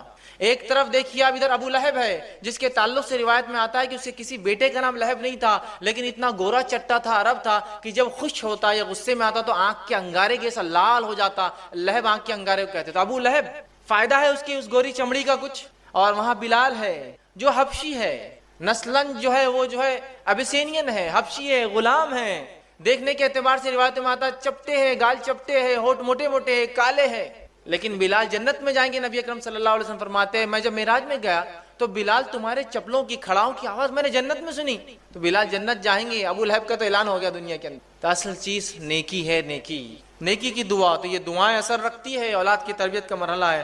دوسرا ہم دیکھتے ہیں ابراہیم علیہ الصلوۃ والسلام اولاد کی دعا کرتے ہیں۔ سورہ غافر سورہ نمبر 40 آیت نمبر 14 میں رب اجعلنی مقیم الصلاۃ ومن ذریتی ربنا وتقبل دعا، اے اللہ مجھے اور میری ذریت کو نماز کا پابند بنا، نماز قائم کرنے والا بنا۔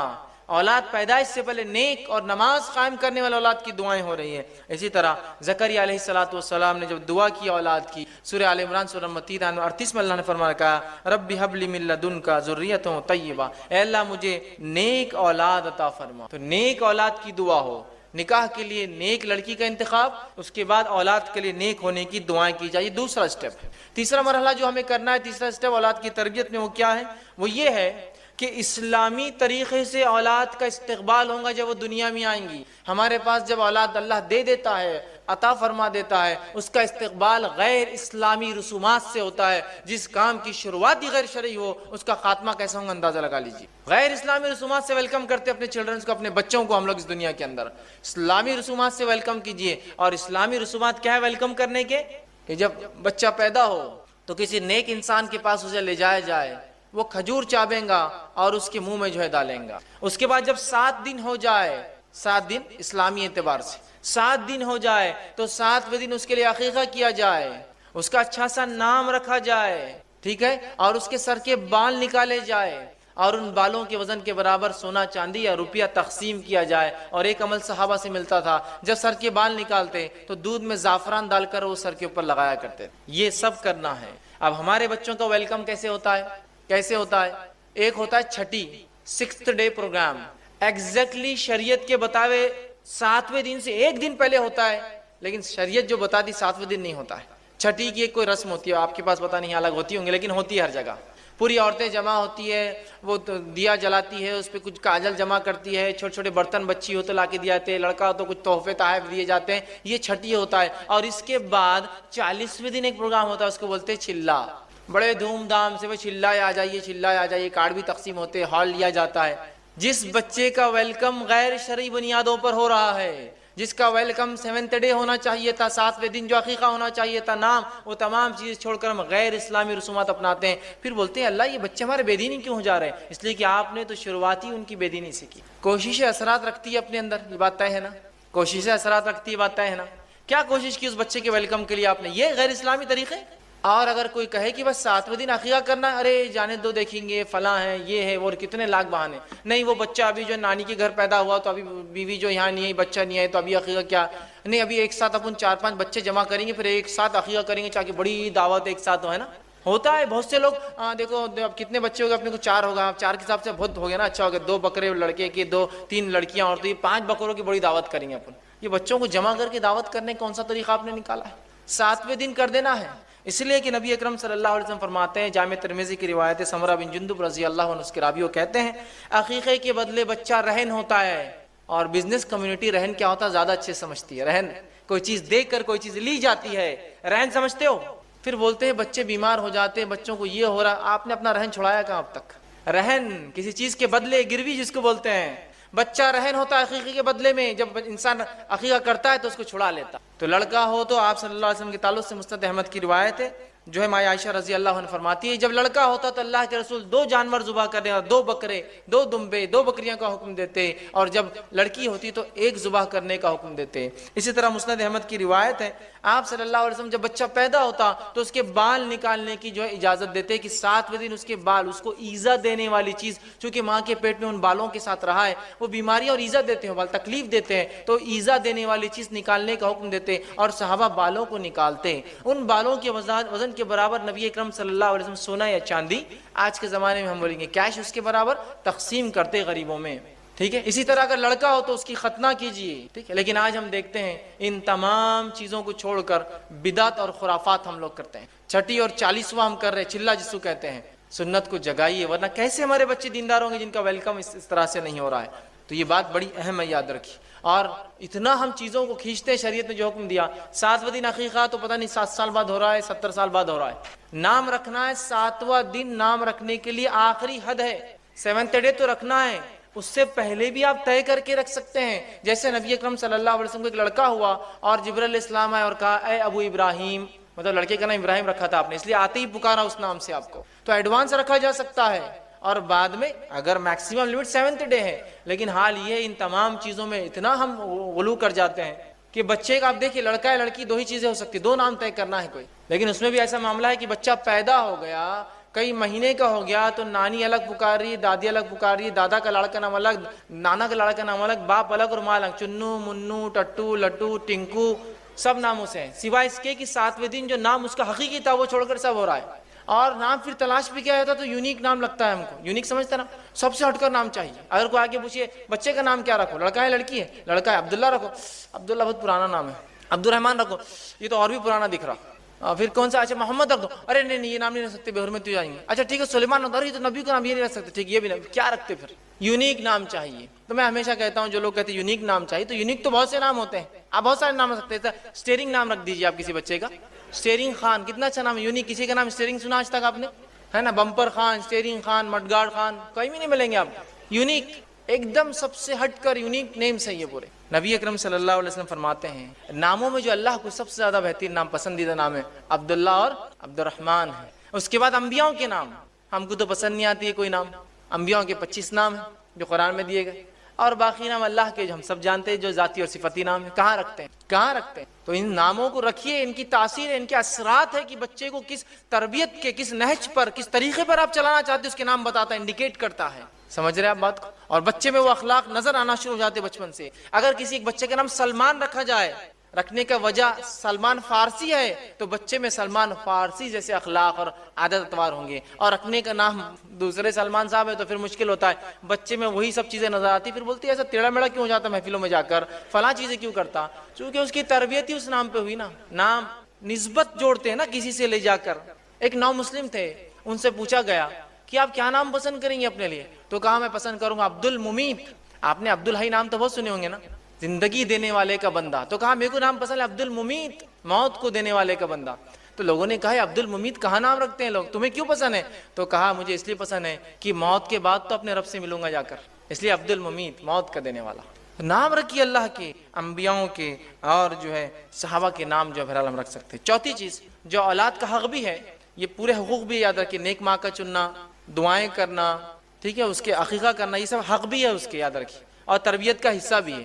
چوتھا اس کا حق بھی ہے اور تربیت کا حصہ بھی وہ یہ ہے کہ رضاعت، دودھ پلانا اس کو، یہ اس کا حق بھی ہے، یہ تربیت کا مرحلہ بھی ہے، ٹھیک، یہ بڑی اہم چیز ہے، اس لیے کہ ماں کا دودھ وہ تقاضوں کو پورے کرتا ہے جو صحت کے لیے، تندرستی کے لیے، توانائی کے لیے ضروری ہے، اور ساتھ میں وہ غذائیت بھی ہوتا ہے اس کے لیے، یاد رکھیے۔ اور اس سے بڑھ کر جو چیز ہوتی ہے وہ ممتا ہے، وہ ریلیشن شپ ہے، وہ محبت اور الفت جو ماں سے ہوتی ہے، جو دودھ کے ڈبوں میں وہ صفت نہیں آ سکتی کبھی، یاد رکھیے، مجبوریاں الگ چیز ہوتی ہے۔ اسی طرح ہم دیکھتے ہیں عمرو بن عاص رضی اللہ عنہ اپنے بیوی سے کہا کرتے تھے جب ان کے بچے کو دودھ پلاتی کہ دیکھ اپنے بچے کو ایسا دودھ نہ پلانا جیسے جانور اپنے بچوں کو دودھ پلاتے ہیں، اس لیے کہ دودھ اس نیت سے، اس محبت اور الفت سے پلانا کہ تجھ پر اللہ کی ایک مخلوق ڈیپینڈ ہے اور وہ پرورش پا رہی ہے، یہی بچہ آگے چل کے اللہ کی عبادت کرے گا اور کئی نیک کام کرے گا، اس نیت سے اسے دودھ پلانا۔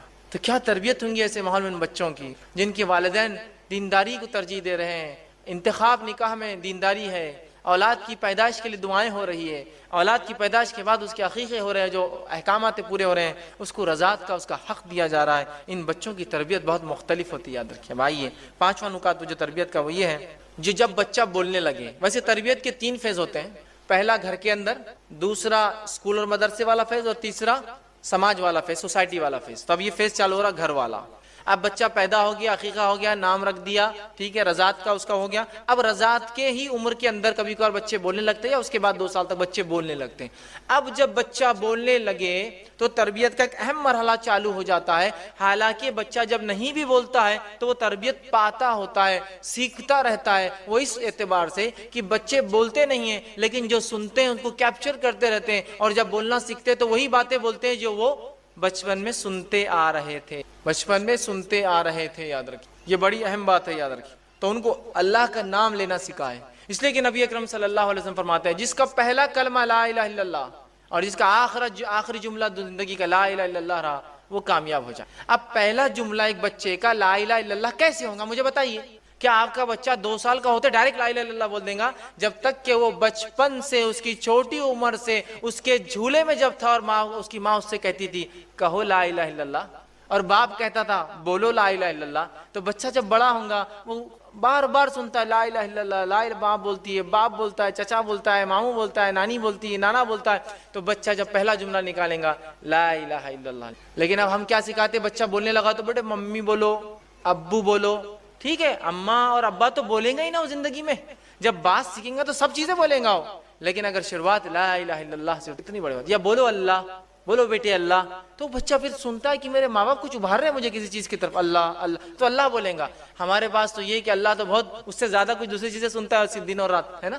ٹی وی کے سامنے بچہ پڑا ہے، چھوٹا سا بچہ 2-3 منٹ ٹی وی دیکھتے رہتا ہے، اور والدین فخر سے بولتے ہیں اتنا چھوٹا لیکن اتنی ٹی وی دیکھتا ہے، سنتا ہی نہیں ہماری، تو پھر وہ لا الہ نہیں بولتا ہو، پھر وہ کیا کیا بولتے ہوئے بڑا ہوتا ہے وہ بولنے کی ضرورت نہیں۔ ماں باپ کو کبھی بولتے ہیں مہمان آئے تو اپنے بچے کو اندر رکھو، یہ کچھ بھی بکتا آ کر، کچھ بھی بکتا اندر کرو، کیوں تو اس نے جو سنا وہ بک دیتا ہے وہ۔ تو بچے ایک ریکارڈر ہوتے ہیں، ایمٹی ریکارڈر، جو سنتے ہیں ریکارڈ کرتے جاتے ہیں، ریکارڈ کرتے جاتے ہیں، اور جب بولتے ہیں وہ سب بولتے ہیں جو انہوں نے اتنے 1-2 سال میں ریکارڈ کیا ہے، بولنے لگ جاتے ہیں، سمجھ رہے آپ؟ تو انہیں اللہ کا نام لینا، وہ عمر سے جب 1 مہینہ 2 مہینے کا ہے تب سے اس کو ترغیب دو، بیٹا کہو لا الہ الا اللہ۔ تو جب وہ بولیں گا پہلی بار 12 مہینے میں یا 13 مہینے میں یا 14 مہینے میں یا 2 سال میں، تو کہیں گا لا الہ الا اللہ۔ بڑی بات ہے، یاد، یہ بڑے اہم مراحل ہیں۔ جب بولتا ہے ہمارے پاس تو حال یہ ہے کہ اسے توتلی زبان میں گالیاں سکھاتے ہیں، سکھاتے ہیں نہیں سکھاتے ہیں؟ اور دیکھو ہمارا بچہ کتنی توتلی زبان میں تتے بولتا ہے، سکھاتے ہیں نہیں سکھاتے ہیں؟ اور مہمانوں کے سامنے بولو بیٹا بولو ایک بار بولو انکل کو کیسا آپ بولتے تو انکل کو آگے بولتا کتے. اب اس کے بعد جب بڑا ہوتا اور جب وہ صحیح زبان سیکھتا اور جب بولتا انکل کو کتے تو پھر پتا چلتا انکل کو کیا ہوا اور ماں باپ کو پتا چلتا اب کیا ہوا. ہوتا ہی نہیں ہوتا ہے. اور یاد رکھیے ایک بات, وہ لوگ خاص طور سے جو بچوں کو غلط الفاظ سکھاتے ہیں, نبی اکرم صلی اللہ علیہ وسلم اس بات کو یاد رکھیے کہ جو انسان کسی کی ترغیب دینے پر کوئی نیکی یا کوئی برائی کرے گا, جب تک وہ نیکی چلتے رہیں گی ثواب ملے گا, جب تک وہ برائی چلتے رہیں گے اس کا جو ہے گناہ ملتا رہے گا. ایک معصوم بچے کو ایک گندا کلمہ سکھانا گویا زندگی بھر کا وبال لے لینا ہے, اور ایک بچے کو صحیح تربیت دے کے اچھے جملے سکھانا. تو ہمارا تو کام یہ ہو کہ ہم دوسروں کے بچوں کو گود میں لے تو کہا بیٹا لا الہ الا اللہ, تاکہ بچہ کہیں انکل بھی لا الہ الا اللہ بولتے, ابو بھی لا الہ الا اللہ بولتے, مما بھی لا الہ الا اللہ بولتے, دادا بھی یہ بولتے, مجھے بولنا ضروری ہے لا الہ الا اللہ. ماحول اور سماج بنائی اس طرح سے. تو بچے کی تربیت جب بچہ بولنے لگے, اور ایک بات یاد رکھے, ماں کی گود بچے کا پہلا مدرسہ ہے, فرسٹ اسکول ہے اس کا. وہ اسکول میں اس کو رائٹ کائنڈ آف گائیڈنس اور تربیت یا اس کی جو ہے پرورش بہت زیادہ ضروری. یاد رکھیے اگر ایسا نہ ہوا تو بہت ساری برائیاں سماج میں پھیل رہی ہیں اور پھیلتے جائیں گی. چھٹا نکات جو وہ یہ ہے کہ اولاد کے بیچ عدل کرے. اب ایک اولاد ہوئی, تربیت کا مرحلہ ہوا, سیکنڈ کے ٹائم آپ عادی ہو جاتے, پہلے سے پریکٹس ہوتی ہے آپ کو کیا کیا آپ نے کیا تھا. اب ایک سے زیادہ اولادیں آپ کو ہو گئی تو ان میں انصاف کرے. بہت سی مرتبہ اولاد میں انصاف نہ کرنے کی وجہ سے اولاد کو آپ چاہے کتنی تربیت کریں ان کی تربیت نہیں ہوتی. کیوں؟ لڑکا اور لڑکی کا فرق, لڑکے اور لڑکے میں فرق کہ گورا لڑکا اور کالا لڑکا کسی کا ہے. دو لڑکے ہیں ڈبل شیڈ کے اندر, ایک لڑکا بہت گورا ہے, ایک لڑکا بہت کالا ہے. تو آپ دیکھیے ماں باپ فرق کرتے ہیں, عدل نہیں کرتے بچوں میں. کہاں ہے میرا گورو, آ بیٹا ادھر. تو گویا وہ دوسرا بچہ جیسے کم رنگ ہوتا ہے وہ صرف دیکھتے رہتا ہے, میرا والد کیوں کرتا ہے میرے ساتھ ایسی ناانصافی. بچے بہت زیادہ غور کرتے ہیں اور بہت جلدی نتیجے نکال لیتے ہیں. لڑکا اور لڑکی کا فرق کہ لڑکی عمر میں 10 سال بڑی ہے آپ کے بیٹے سے, اور آپ اس بہن کو, اس چھوٹے سے بھائی کو بھیا بولنے لگاتے ہو. بولتی میں 10 سال بڑی ہوں اور میں بھیا کیوں بولوں اس لڑکے کو. نہیں بیٹے تم کو بھائی ہے, مطلب احسان ہوا تم پر, اللہ نے کیا تم کو بھائی دے دیا. وہ بھائی بولیں گی اس کو, وہ بولیں گے اس کو بہن اور باجی, وہ نام لیں گی اس کا, چھوٹا ہے اس سے 10 سال. نہیں بھیا بولو, بھائی ہے نا تمہارا, رسپیکٹ کرو اس کی. یہ ناانصافی ہے. لڑکی اور لڑکے میں ناانصافی, لڑکے اور لڑکے میں ناانصافی, یہ اسلام میں درست نہیں ہے, پسندیدہ نہیں ہے. یہ ناانصافی سے اولاد کی تربیت نہیں ہو پاتی ہے, بچے نفرت کرنے لگ جاتے ہیں والدین سے. ایک مرتبہ کا واقعہ ہے, صحیح بخاری کی روایت ہے. نعمان بن بشیر رضی اللہ عنہ فرماتے ہیں میرے والد ایک بار گھر آئے اور کہا کہ میں نعمان کے نام پر فلاں زمین یا ایک غلام اسے دیتا ہوں. نعمان کی والدہ بڑی ہوشیار عورت تھی. انہوں نے کہا کہ یہ بات جب تک میں قبول نہیں کروں گی جب تک نبی اکرم صلی اللہ علیہ وسلم کے پاس چل کر آپ یہ نہ کہیں. وہ تینوں مل کر جاتے ہیں, نبی اکرم صلی اللہ علیہ وسلم کے ساتھ جاتے ہیں, اور نعمان بھی ساتھ ہوتے ہیں. ان کے والد کہتے, ان کی والدہ کہتی ہے اللہ کے رسول, نعمان کے والد نے نعمان بن کو جو ہے, بشیر نے جو ہے نعمان کو جو ہے ایک غلام دیا ہے تحفے, تو کیا یہ ٹھیک ہے؟ تو اللہ کے رسول نے فرمایا کہ تمہیں کتنے بچے ہیں, کیا صرف ایک ہی ہے نعمان؟ تو کہا نہیں اور بھی ہے. تو کیا تم سب کو غلام دے رہے ہو تحفے میں؟ تو کہا نہیں.